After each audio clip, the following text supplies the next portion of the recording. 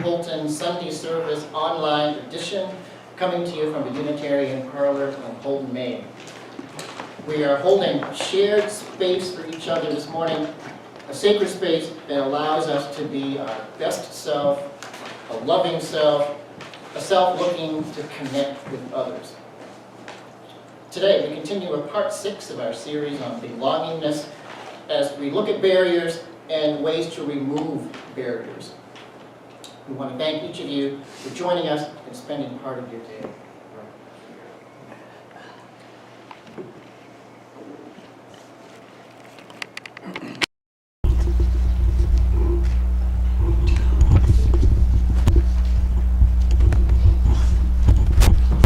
For our prelude this morning, it comes from an album by Matthew Halsall and his Gondwana, England. And the song is a tribute to Alice Coltrane, who was the wife of John Coltrane, famous jazz saxophone player. And she was a keyboard player and a harpist, really one of the few jazz harp players in the 1950s and 60s in that genre. And then in the 1970s, she followed her spiritual path, teacher Satchidananda, and became her music infused with her teachings in the 1970s and 80s, and just an amazing story. She passed away just a few years ago at the age of 89. So what we're going to listen to is, our theme this morning is looking at The World as One, which is the title of his album, 2014. And you'll notice the music comes in layered. It comes in with a bass solo, followed by drums, harp, keyboard, and then flute. Matthew Halsall on flugelhorn doesn't make his entrance until after the 6-minute mark. This is a 12-minute and 45-second piece, so we won't hear him, or we're not going to listen to the entire piece this morning. But I want you to feel this progression. It's like waking up early on a very cold winter morning and just trying to get moving as you go from a half sleep state to a waking state as the spirit and consciousness awakens. Tribute to Alice Coltrane.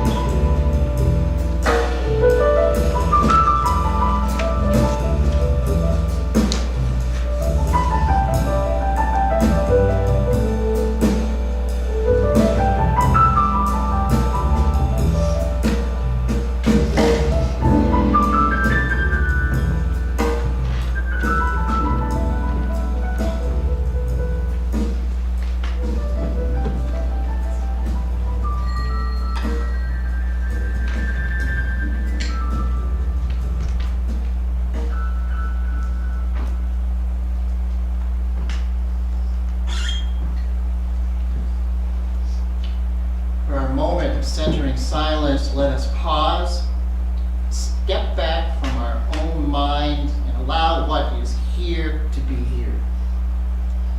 No thinking right now, just taking note of this moment, the breath, this space, simplicity, and the sound of a bell.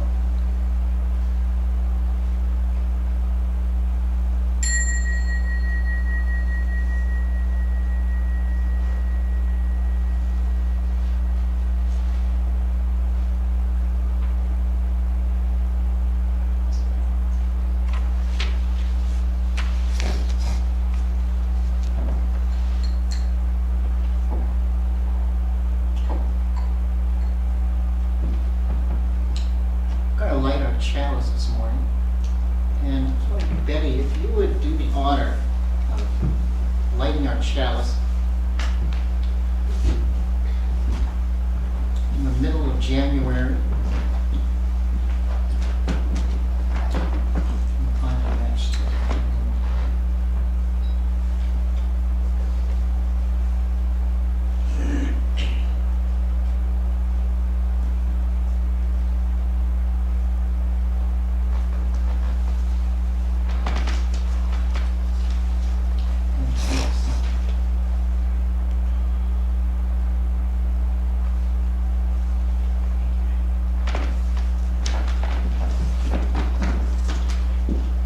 Times of darkness, the light is not absent, diminished perhaps, but still present. We seek the light. Opening words this morning are from author Helen Weaver. She's an American writer and translator. Translated over 50 books from French in her career. Lived in Woodstock, New York. She was also one of Jack Kerouac's girlfriends back in the 1950s, which she later wrote a book about Kerouac and the beat writers called The Awakener. And this is a prayer that she wrote, again, directing us back towards this theme of one world. Almighty God, who are mother and father to us all, look upon your planet Earth divided. Help us to know that we are all your children, that all nations belong to one great family, and all of our religions lead to you. Multiply our prayers in every land until the whole earth becomes your congregation, united in love. Sustain our vision of a peaceful future, and give us strength to work unceasingly to make that vision.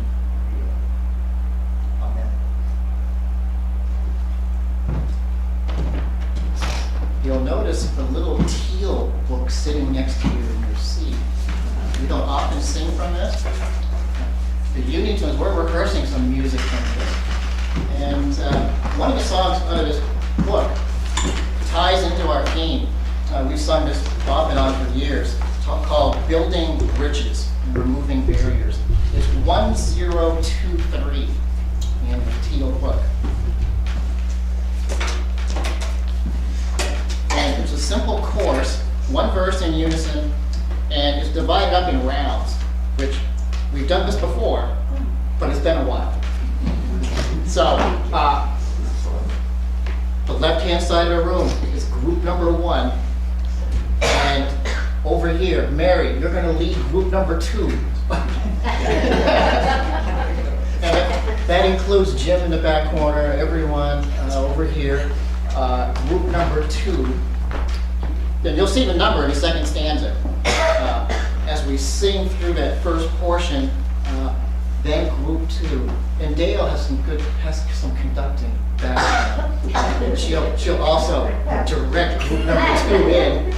I'll try to keep a close eye on it, but I'm watching group number 1. Okay? So we're going to sing it through 2 times in unison. Okay, let's stand. I'll give you a chord. 2 times in unison, and then group 1 will start in. And we're going to sing it through 2 more times.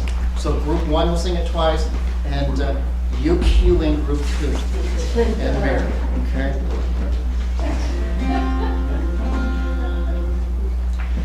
Building bridges. bridges between our divisions. I reach out to you, and you reach out to me. With all of our voices and all of our visions, friends, we can make such sweet harmony. Building bridges between our divisions. I reach out to you, and you reach out to me. With all of our voices and all of our visions, friends, we could make such sweet harmony. Building bridges between our divisions. I reach out to you, will you reach out to me? With all of our voices and all of our visions, friends, we can make such sweet harmonies. Building bridges between our divisions. I reach out to you, will you reach out to me?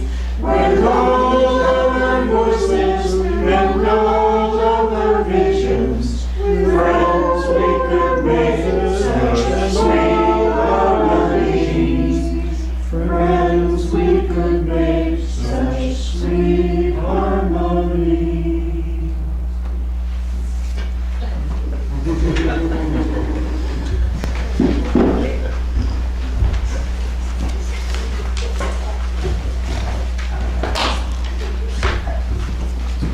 To light candles this morning as we share our joys and sorrows as we walk this light community. And I've got a couple of candles to light. First one, I brought in some photographs of Linda's mother, Mary Anna Joy, who passed away 2 weeks ago. And we lit a candle for her. She's been at Madigan for the last year and a half.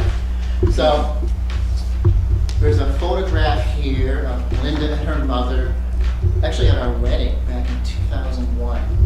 Just beautiful colors on her dresses. And there was one more by the candle, just an older picture. She was born in Cambridge, Massachusetts, lived in North Berwick most of her life. She was the voice of Kennebuck Savings Bank, which she worked at in Sanford for 30 plus years.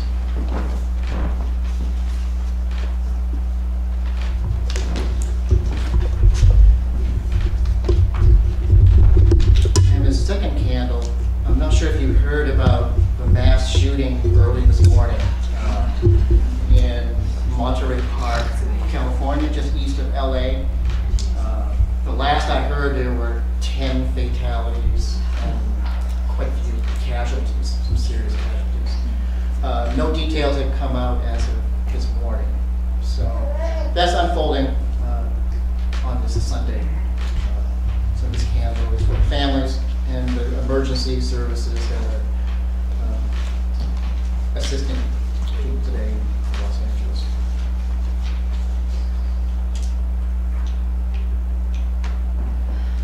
And last weekend, I spoke to several people during coffee hour about, I've been preparing a lodge at our property in Monticello for a winter sweat lodge in the Native American tradition.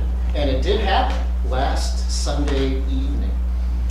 And this morning I brought in a few of the stones that were brought in from Western Maine as part of the ceremony. These were the Western Gate rocks, and there were 7 of these from Black Mountain, right by Rumford.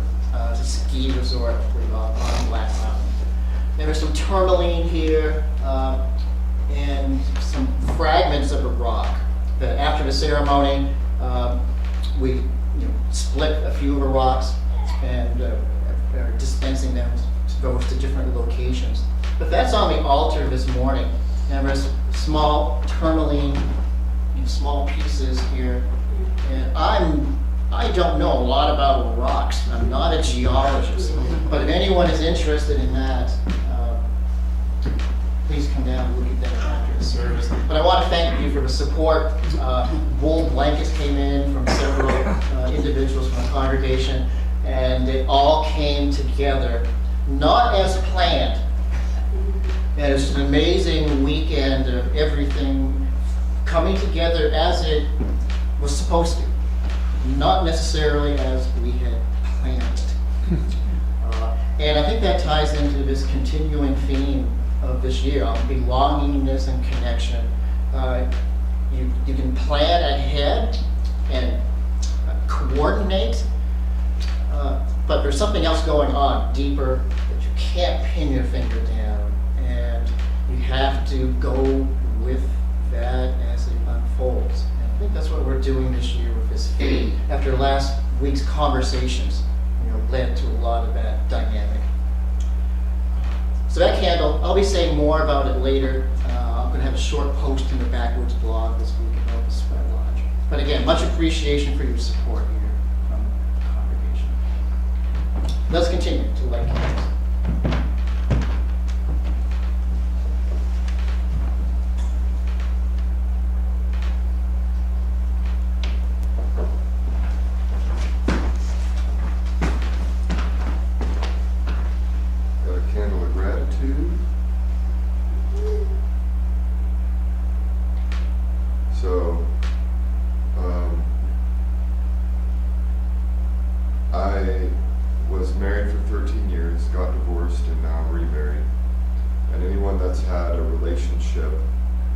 knows it takes a lot of work, but this is a candle of gratitude, because my wife she makes it effortless. And if you can find that person that makes relationships effortless, the potential is unlimited. And I just have a lot of gratitude in my heart for a beautiful wife.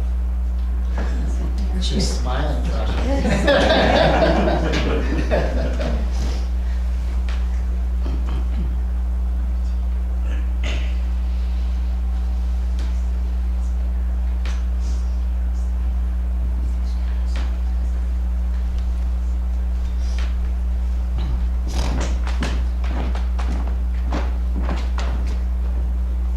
This is a candle of gratitude and remembrance for two saints in my family who have passed. My father would have been 110 years old this coming Friday, and he was a very gentle person who taught me not to judge anyone.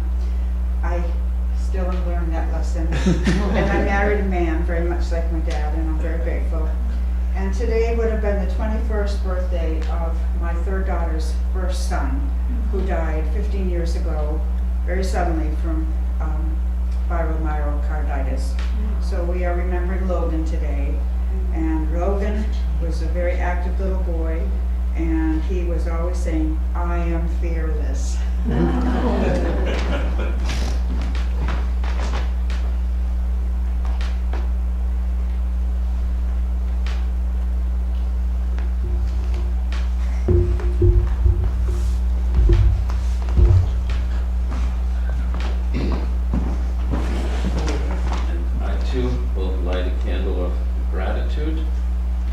Because I know a lot about difficult and effortless relationships, and ditto what you say, and I'm very, very happy about that. And then also a wish that the winter goes a little longer, because my sister started knitting a sweater for me.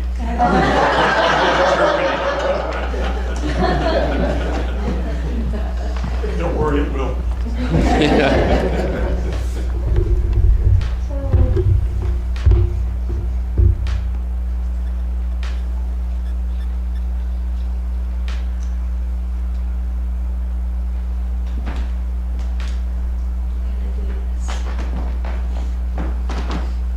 So this is a candle of joy and concern. So I am on day 3 of my healing. I've just decided, I know that it's possible to heal yourself, and I know all of your organs and skin and everything regenerates and becomes new. So talked about diet and this and that over the years, and I just made up my mind I'm done. I'm going to heal. So I am holding myself accountable, letting everybody know. So, a year from now, you can go, well, how you doing, Sydney? I'm doing great. So, keep your eyes open. And I think the biggest thing that I am going to enjoy getting out of this is I know that it's going to help other people. So, if I can do it, you can do it. Trailblazing. Yes.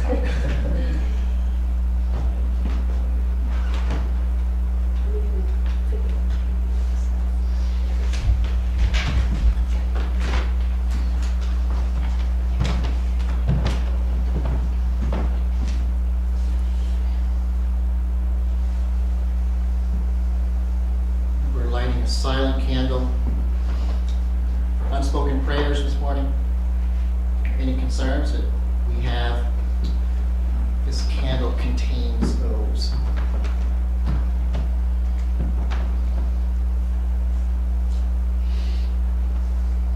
This bowl of sand and candles holds our pain, our hopes, and our joy. And any names we would like to bring into the service this morning, please share those. I'll say a prayer in just a moment. Cricket and Corbin. Sean and Lance. Anthony and Sarah.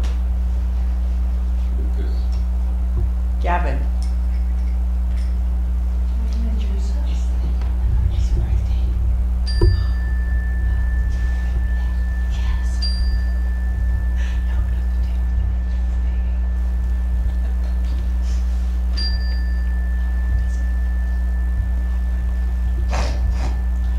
Prayer this morning is it's a Buddhist chant called Four Limitless Ones Prayer.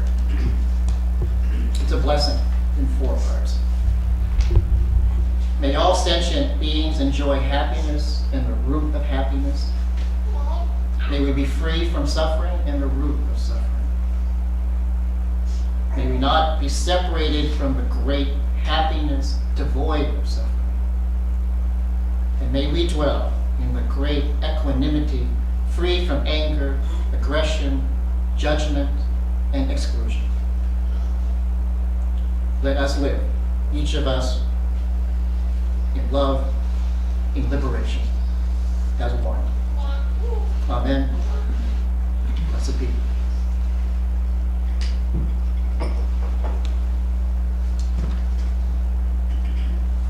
Our reading this morning is in the great book, number 468.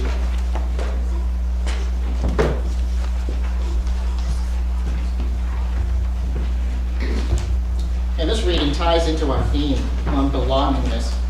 It's written by George E. Odell, entitled We Need One Another. I'll read the bold if you read the italicized. We need one another when we mourn and would be comforted. We need one another when we are in trouble and afraid. We need one another when we are in despair, in temptation, and need to be recalled to our best selves again. We need one another when we would accomplish some great purpose and cannot do it alone. We need one another in the hour of success, when we look for someone to share our triumphs. We need one another in the hour of defeat, when with encouragement we might endure and stand again. We need one another when we come to die and would have gentle hands prepare us for the journey. All our lives we are in need, and others are in need of us. Starting out with a George Carlin quote this morning. One of my favorite writers. I went to a bookstore and asked the saleswoman, "Where's the self-help section?" She said, if she told me, it would defeat the whole purpose. So what we're doing this morning is continuing our series on belonging. It's essentially a two-part project that we're working on. One is self-help work, self-inquiry, personal assessment, evaluation, exploring our own sense of belongingness and how open are we to the inclusion of others in that experience. So that's the self-help side of it. But this theme is also group work, exploring how open and welcoming we are as a group to our own members and to new people as they arrive. Belonging is something known as situation crafting, creating or shaping a situation, even in seemingly small ways, in order to promote a sense of belonging and to assist in personal and group transformation. And oftentimes, a theological term you would hear, churches are trying to build beloved community, safe space, or sanctuary. So that's the group work, always connected to the self-help and self-work that we're doing simultaneously together. So I'm hoping that these services, the books that we're using in this topic, and material that we're bringing in, and special speakers are bringing in, is all leading towards this mix of coming up with something that will trigger something for you, or an area that you had not been aware of before, or to practice and to try out some of these ideas of situation crafting in an intentional manner. So the title of the book itself is Belonging, the Science of Creating Connection and Bridging Divides. And so the topic this morning, we're exploring several of these barriers that he talks about that creates disconnection, conscious or unconscious. And then once you identify those, become aware of it, and start practicing with that, how do you build connections, rebuild connections, expand those connections, or these bridges, of the metaphor of bridging together individuals where we all have so many different stories and backgrounds and perspectives on the experience that we're having. Like the refrigerator door, that Joshua used last week, of opening it up.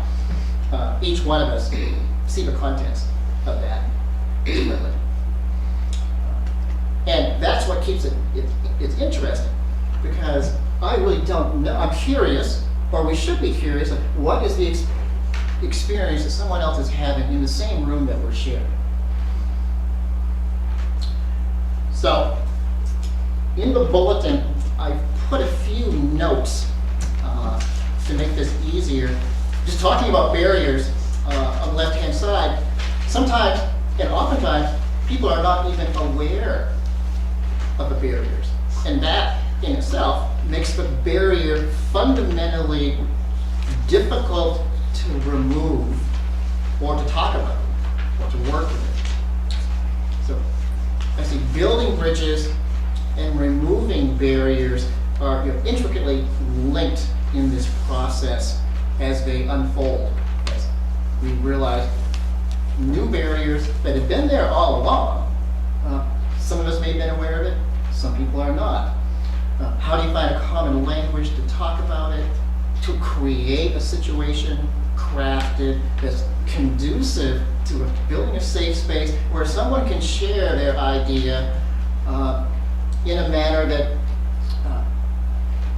they feel as if they won't be rejected, or their belonging uncertainty is the term that Cohen uses, to take risks in a group and to feel out ideas. And that process, in our lay-led services, or when we have group conversations where those things are coming up, for other people to hear our thoughts, our ideas, our visions, our dreams, of where we want to head as a group.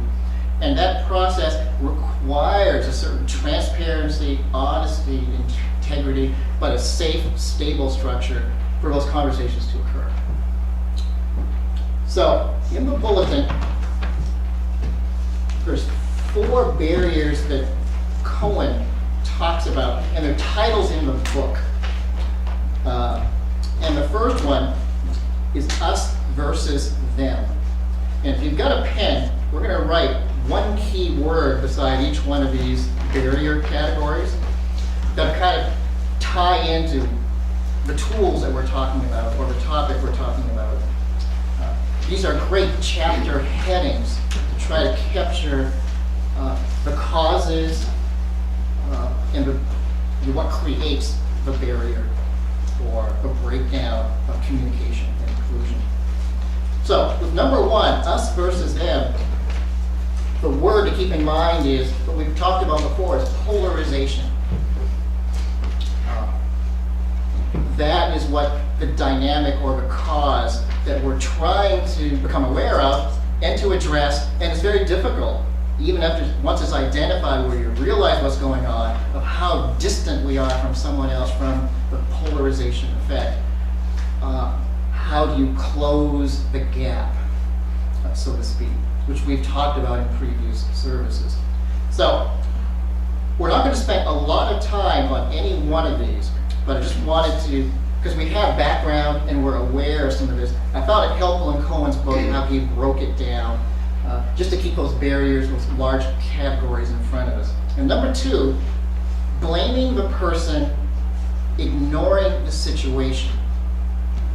And there's a technical term he introduces, which I've never heard of, and we're going to spend time today breaking that down, and it's called fundamental attribution error, or the initials, easier to say, FAE. Fundamental attribution error, and you'll find that in the bulletin, a brief definition of what that is. And it comes down to our tendency to be judgy, where we will broadly fit someone into a large category and identify that as the problem, instead of focusing on the created situation or the circumstances around that particular event or dynamic. And in the book, you keep redirecting, the real problem is not the person or their essence or their core, it's the circumstances surrounding it. And that's where it's so difficult for us to get to that point, because we get caught by our evaluation and distancing of blaming the individual instead of understanding the circumstances that they're operating or their background and everything else. So we're going to come back to that in just a minute. The third one, they're all the same. So this whole chapter is on stereotyping, which we're familiar with, but he has some case studies, and it's helpful that this is what we keep coming back to over and over again, and it's a lifelong process of understanding what are our unconscious or unaware stereotyping. We can spot it, someone else doing it, but oftentimes we don't notice how we're doing the same thing in different context. So the word beside number 3 is stereotyping. And number 4, misreading the situation. And this is the whole area of empathy, of reading someone, hearing someone, listening closely, sizing up the circumstances around it, so you can feel and get a sense of their experience, which oftentimes we don't spend a lot of time. Our skill set is not well developed because we're so caught up in our own interests and our own perspective. We cannot get out of our own space and into someone else's. And the more intimate and personal that space is, the more difficult it is to listen and to hear and to connect and to build a bridge. So what we're going to do, briefly look at this fundamental attribution error, or FAE. I'm going to read a few passages from the book. And this is in the bulletin. It's an impulsive cognitive bias, unconscious, that leads us to see the behavior of others as emanating from some underlying essence, who the person is. rather than what we're talking about is the situation they are in. And on page 107, Cohen gives an example of someone cutting into your lane when you're driving in traffic. Okay. So this is happening very quick and spontaneous, real life example. Rather than consider the possibility that someone who cut into our lane was distracted by worries about a problem at work, or perhaps was avoiding a hazard in their own lane, we tend to make their behavior personal, both by attributing it to some flaw in their nature, and we end up taking it personally against us. We often do this despite knowing virtually nothing about the other person that we just had this encounter with. And it can also be true of someone we know. Same dynamic. And what I thought of immediately when I saw that passage about taking it personally is like one of the 5 agreements, and all 5 of these agreements end up being violations or triggered by this fundamental attribution error. From we're unable to be, our integrity is compromised by how we're processing it. We may not say it out loud, but the right speech in our head, the thoughts are already circulating in a manner towards our own self-interest and violation. Where we end up personalizing someone else's behavior and unable to put ourselves to look at the larger picture. There may be a good reason that we're not aware of why they do or say what they're doing. So it's full of assumptions. You're making assumptions about someone else's comment or behavior without having the follow-up questions or to get more information. The data gathering process that is key to making the 5 agreements work. And the whole idea, always doing your best of pushing towards expanding our understanding, empathy, awareness, and our right speech is always pushing to trying to become aware of our blind spots, our cognitive biases. We don't think we have them, but perhaps we do. So it's this effort, always giving our best effort in these 5 agreements, which is key to making the whole cycle work. And the 5th agreement is like, always be skeptical, open, curious, and listen closely to collect as much data, ask as many follow-up questions as you can. And when it's a perfect stranger going by, you're never going to have a chance to find any of that information out. So some of the best advice is, well, you don't know. You can't make assumptions. Let it go. Don't get upset. Move on and drive safely.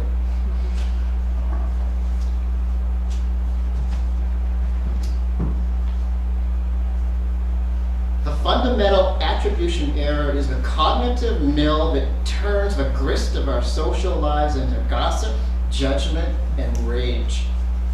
The FAE makes us overly simplistic in our understanding of other people. The fundamental attribution error leaves little room in our own minds to imagine the complexities and the contradictions of everyone around us. Learning about this bias can help us to be more mindful day to day in our encounters and to look for situational influences on others' behaviors. And here's a quote that I really like in the book. I'm not going to be doing much more reading, but I did want to add this. The most undersold discovery in social psychology, and indeed in social science in general, is the sheer complexity of human behavior, which the FAE leads us to simplify. We don't like to admit it, especially we scientists of human behavior or ministers trying to sort or assist a congregation, but we don't know why people do what they do most of the time. Every situation is a unique and complex convergence of so many forces. So what is the practical lesson to take from this? The utility and necessity of our own humility in our social lives. One of the greatest scientists of all time, Isaac Newton, had to admit at the end of his life that he, quote, felt only like a boy playing on the seashore and diverting myself in now and then finding a smoother pebble or a prettier shell than ordinary, whilst the great ocean of truth lay also undiscovered before me, endless in its view, unquote. As we have seen, assuming we know more than we do often does more harm than good, not just in science, but in social life and our everyday interactions.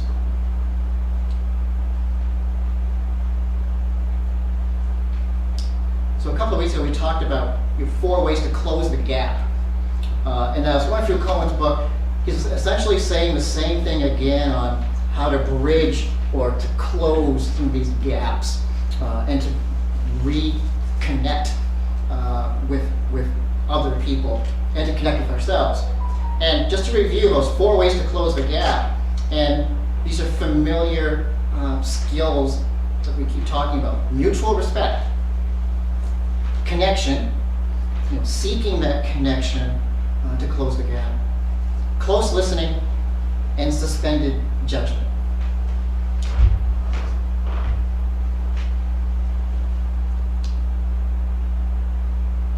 I want to tell a little story about, remember my courtroom, my jury duty that I talked about last summer?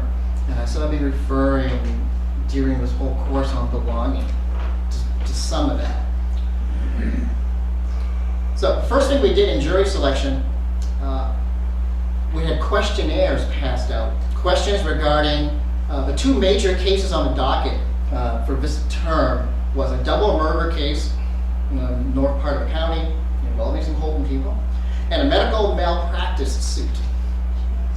500 jurors were in the pool. What are the odds of me being one of the 24 jurors out of 500 to be selected to serve? There are a lot of smaller cases as well. But these were the 2 that the questionnaires, you could tell, the questions were all related to murder trials and malpractice. The quickest way to eliminate oneself, if you want to get out of jury duty, is to make sure you answer 1 or 2 of 100 plus questions in a disqualifying manner. Most of the questions were related to prior knowledge of the cases or personal connection to witnesses or the attorneys on the cases, and questions regarding your level of objectivity. Did you have an identifiable bias that would disqualify you from being an impartial and fair juror? And they just would restate this in every over 200 ways to identify so they could flag and eliminate potential jurors. As it turned out, along with a series of incidental occurrences, I was selected as one of the 11 jurors in the malpractice suit, which in this case was a civil case, a little different than the murder trial. And I'll say more about that in this story later on this year. It was a long case. In fact, I talked to the judge from Houlton afterwards, and he said it was the longest case he had worked on in his career. It was over a week and a half long, and over the course of time, even without each knowing anyone else's name in the juror room, we just went by our numbers.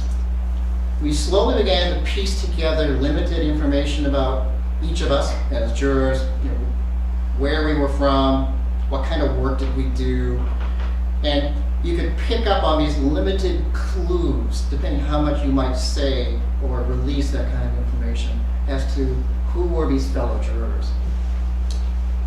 Our clear instructions from the judge was not to discuss any particulars about the case amongst each other in the jury room or outside the courthouse, to not research anything about the case or watch any media coverage, and to maintain strict discipline during the trial as to not taint or influence the process. We were to limit information regarding the case to evidence submitted during the trial and to maintain our objectivity until time to deliberate as a jury. One morning, about halfway through the trial, we arrived in the jury room and noticed that 2 of our fellow jurors were missing, as well as a deputy that served as our handler. Each of us as jurors were called to a courtroom to be interviewed by the 2 teams of lawyers on the case and the judge. Apparently, during one of our numerous sidebar sessions during the trial, this is when the judge, the stenographer, and lawyers would leave the courtroom for a few minutes to discuss legal technicality or question regarding the trial. And we would just be waiting in the courtroom, waiting for the judge and the lawyers to return. During one of these breaks, someone reported that 2 of the jurors and the deputy on that end of the jury box conducted an exchange that was overheard that compromised the integrity of the case. As it turned out, none of the other jurors overheard anything as part of that exchange, and the trial resumed. But we had come that close to a mistrial on a very expensive trial. So even after all the talk, focus, and increased awareness around the importance of impartiality and objectivity, it was still difficult. It was a difficult level to maintain consistently and consciously from one day to the next during this trial.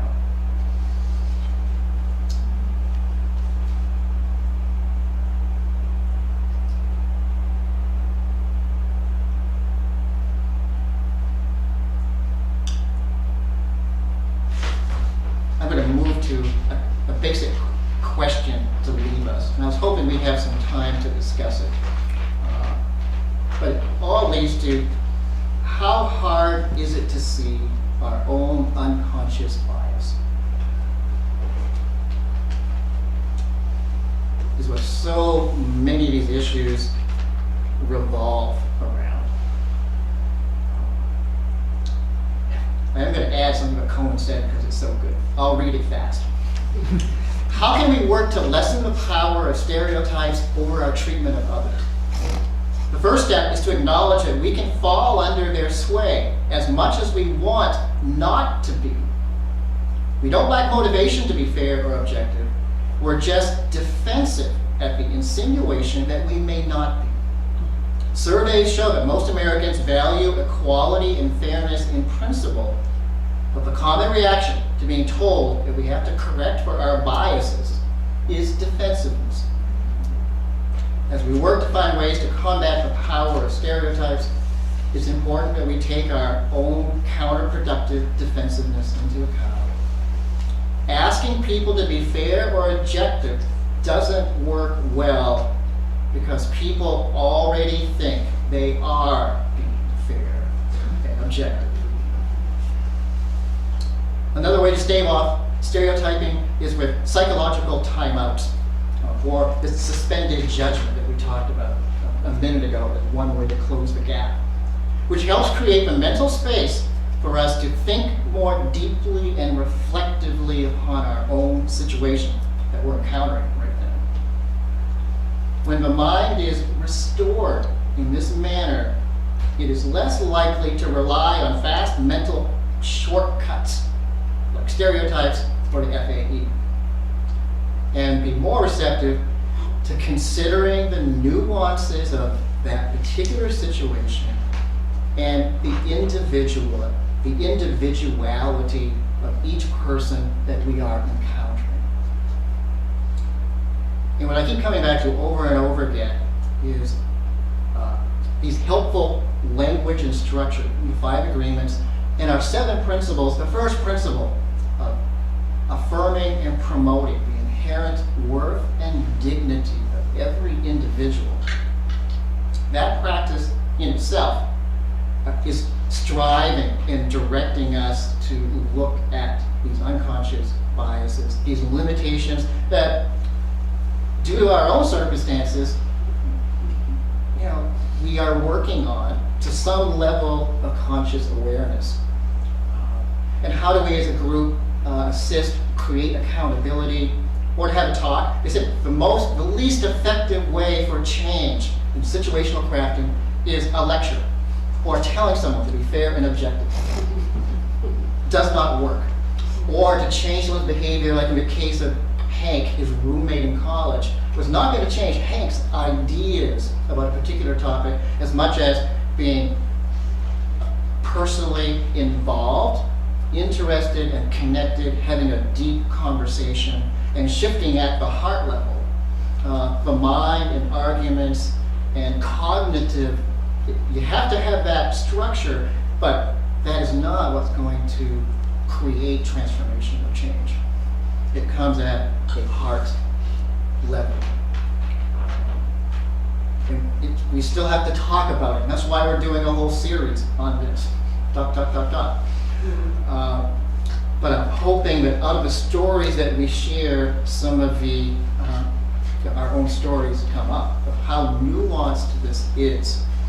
And we can't make assumptions about anyone or anything, or even ourselves.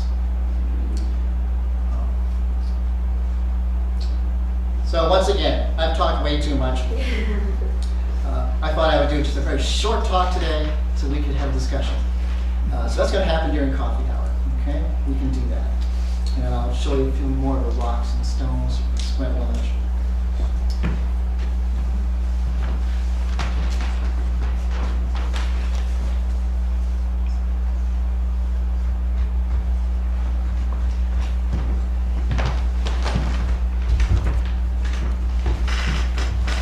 As we extinguish the chalice for today, may our spirits be renewed and our resolve strengthened as we meet the challenges and encounters in each of our lives in the days ahead.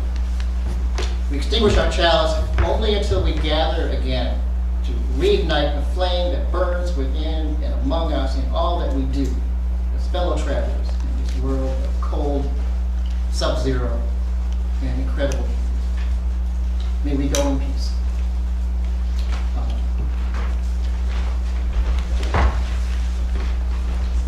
Thank Christoph as our cameraman this morning.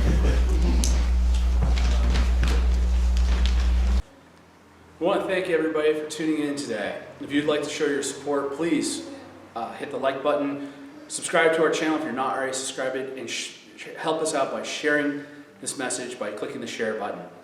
If you'd like to make a monetary donation to the UU Church Houlton, there is a link to our online donations in the video description down below. And again, thank you so much and have a blessed day.